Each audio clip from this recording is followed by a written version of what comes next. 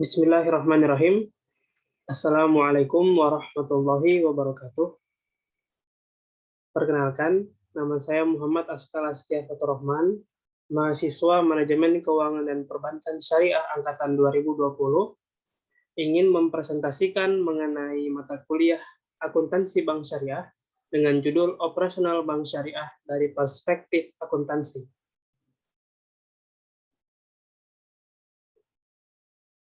Nah, teman-teman, apakah itu bank syariah?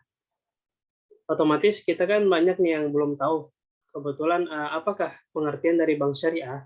Nah, bank syariah merupakan lembaga keuangan yang beroperasi dengan tidak mengandalkan pada bunga yang berdasarkan asas-asas kemitraan, keadilan, transparan, dan universal.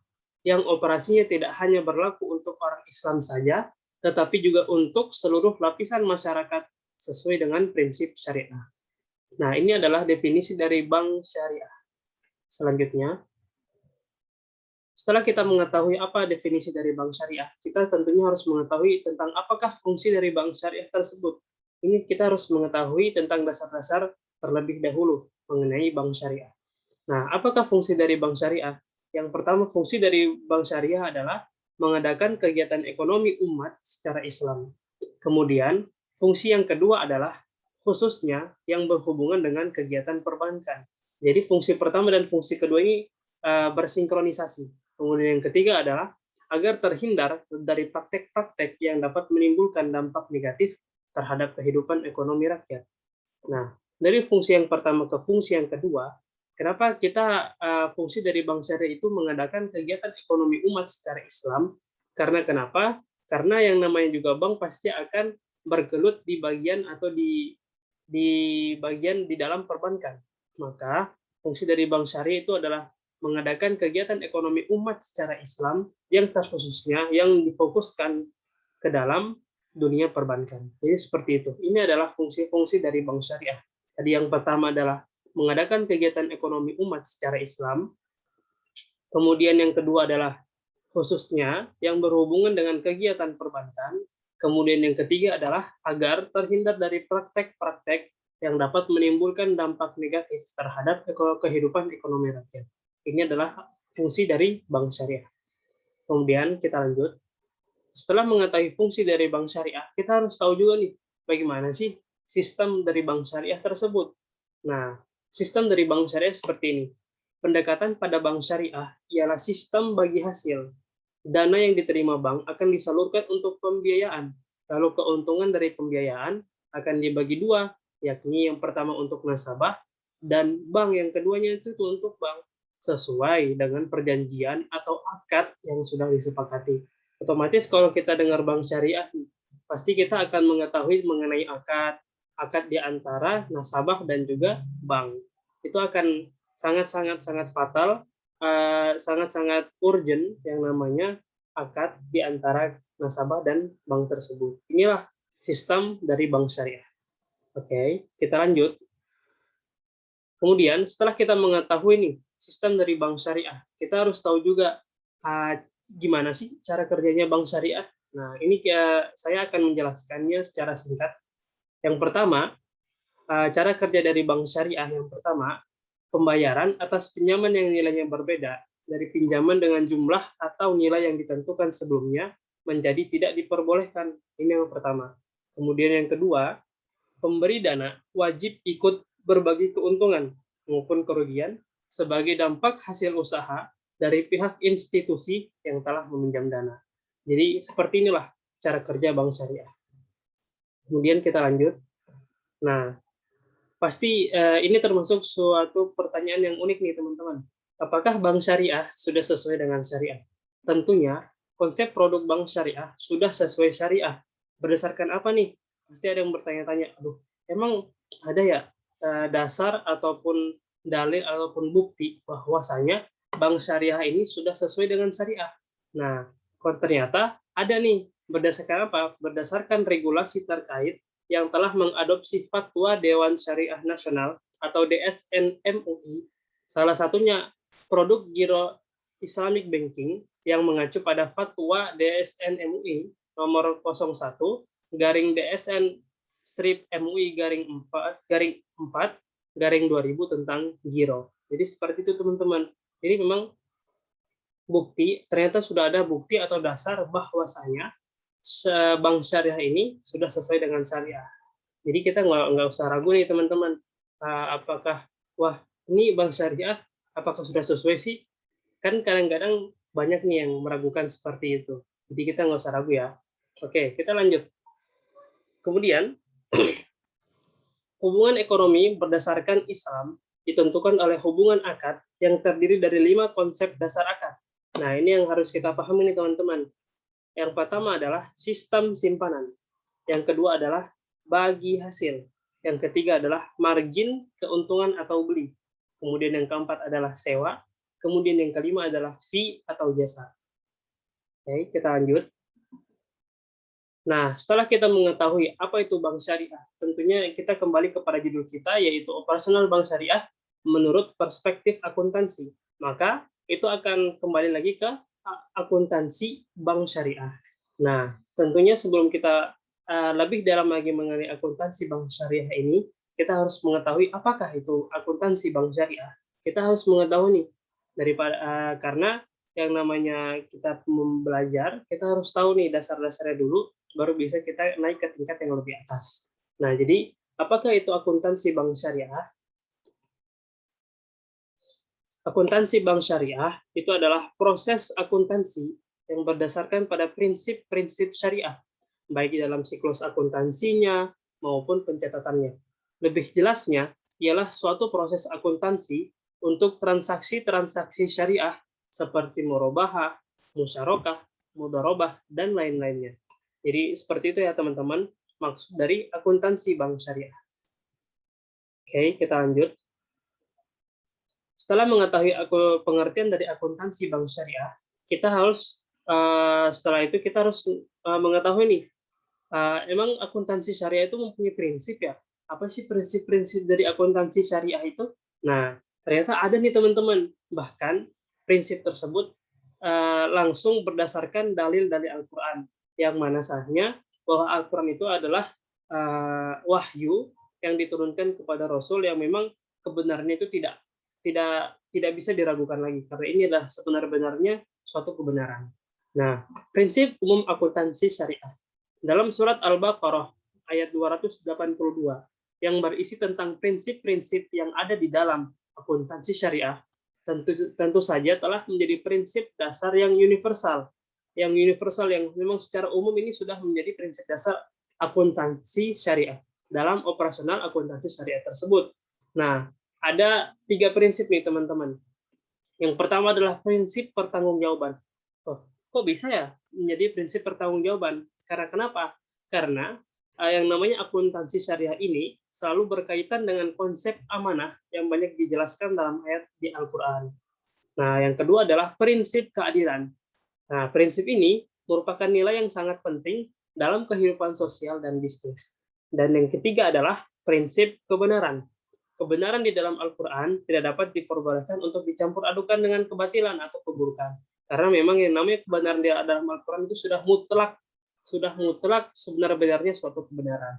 Jadi ini ya teman-teman, ada 3 prinsip, yaitu prinsip-prinsip umum akuntansi syariah.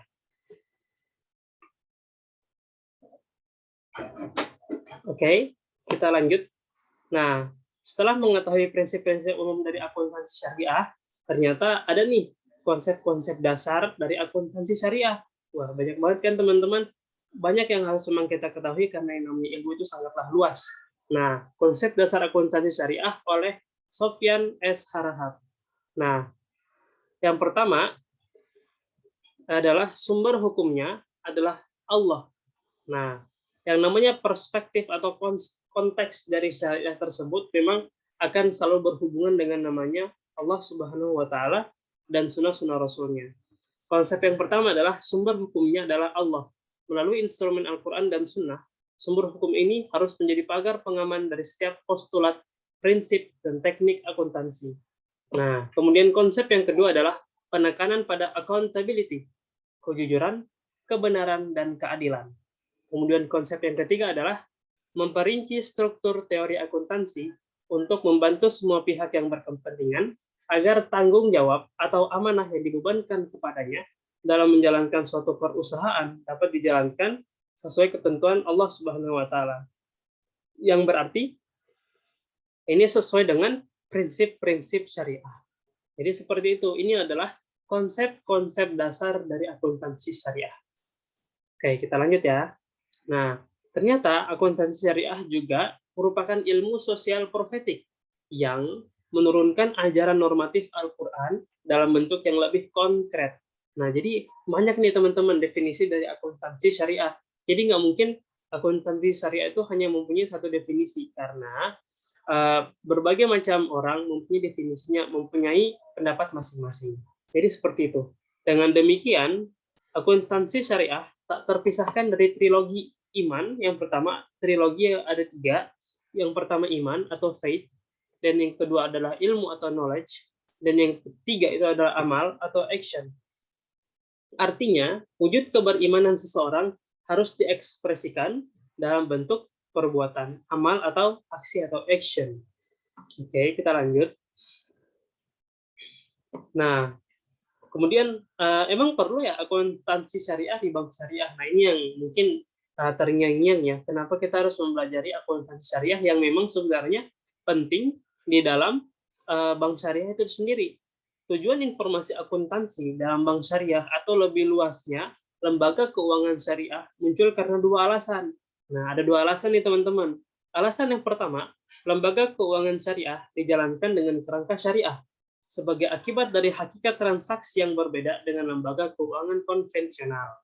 Nah, ada yang kedua, pengguna informasi akuntansi pada lembaga keuangan syariah adalah berbeda dengan informasi akuntansi di lembaga keuangan konvensional. Ini adalah kenapa alasan-alasan perlunya akuntansi syariah di bank syariah. Kemudian lanjut. Menurut Ikatan Akuntansi Indonesia atau IAI, disebutkan bahwa tujuan akuntansi keuangan bank syariah adalah yang pertama, menentukan hak dan kewajiban pihak terkait, termasuk hak dan kewajiban yang berasal dari transaksi yang belum selesai dan atau kegiatan ekonomi lain, sesuai dengan tentunya dengan prinsip-prinsip syariah yang berlandaskan pada konsep kejujuran, keadilan, kebajikan, dan kepatuhan terhadap nilai-nilai bisnis Islami. Kemudian, yang kedua adalah menyediakan informasi keuangan yang bermanfaat bagi pemakai laporan untuk pengambilan keputusan. Kemudian yang ketiga atau yang terakhir adalah meningkatkan kepatuhan terhadap prinsip syariah dalam semua transaksi dan kegiatan usaha. Jadi kita harus meningkatkan kepatuhan. Menurut Ikatan Akuntansi Indonesia, tujuan akuntansi itu untuk meningkatkan kepatuhan terhadap prinsip syariah dalam semua transaksi dan kegiatan usaha. Kemudian, nah tentunya nih, tujuan laporan keuangan bank syariah pada dasarnya sama dengan tujuan laporan keuangan yang berlaku secara umum, dengan tambahan antara lain, yang pertama, informasi kepatuhan bank terhadap prinsip syariah serta informasi pendapatan dan beban yang tidak sesuai dengan prinsip syariah bila ada dan bagaimana pendapatan tersebut diperoleh serta penggunaannya. Kemudian yang kedua adalah informasi untuk membantu mengevaluasi pemenuhan tanggung jawab terhadap amanah dalam mengamankan dana, menginvestasikan pada tingkat keuntungan yang layak, dan informasi mengenai tingkat keuntungan investasi yang diperoleh pemilik dan pemilik dana investasi terikat. Kemudian yang terakhir adalah informasi mengenai pemenuhan fungsi sosial bank, termasuk pengelolaan dan penyaluran zakat. Nah, ini adalah tujuan laporan keuangan bank syariah yang pada dasarnya sama dengan tujuan laporan keuangan yang berlaku secara umum, tapi kita ada beberapa tambahan. Oke, kita lanjut. Kemudian, nah, menurut Tri Yuwono, ternyata ada nih teori akuntansi syariah, ternyata memiliki 4 prinsip. Yang pertama adalah prinsip humanis, yaitu memberi pengertian bahwa akuntansi syariah bersifat manusiawi, sesuai dengan fitrah manusia. Kemudian prinsip yang kedua adalah prinsip emansipatoris, yaitu teori akuntansi syariah yang mampu melakukan perubahan yang signifikan terhadap teori dan praktek akuntansi modern yang eksis. Kemudian yang ketiga adalah prinsip transendental, yaitu teori akuntansi yang meliputi aspek materi dan non-materi, yaitu aspek mental dan spiritual. Kemudian yang terakhir adalah prinsip teleologikal, yaitu teori akuntansi yang tidak hanya menjadi akuntansi sebagai bentuk pertanggungjawaban kepada manusia saja, melainkan tentunya kepada Sang Pencipta. Ini adalah teori akuntansi syariah menurut Triyono. Kemudian, kualitas bank syariah sebagai lembaga perantara ditentukan kemampuan manajemen dalam operasinya, serta penyajian dalam akuntansinya yang tidak bertentangan dengan prinsip-prinsip muamalah atau prinsip-prinsip syariah. Ini adalah bagaimanakah kualitas bank syariah itu ditentukan tingkat kemampuannya atau ratingnya lah istilahnya.